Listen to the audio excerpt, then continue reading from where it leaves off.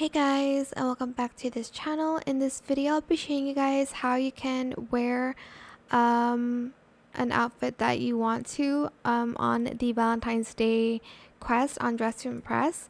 So style your outfit and you're just going to go to the changing rooms, select this icon and just press the plus button and save your outfit. Then you're going to press this icon, go to the Valentine's quest and press yes. Then after that, you are going to again select this and then select your saved outfit and you're just going to go in. Right now it's not kind of working if I'm being honest, but hopefully it works out when this tutorial's out. But that is it for this video. I hope it was helpful for you guys. Don't forget to like, comment, share, and also subscribe to this channel if you haven't done that already. If you have any more questions about this video, just leave it in the comment section down below. I'll try my best to answer them all for you guys. And if you found this video helpful, please click the thanks button as well. That is it. Thank you so much for watching. Bye!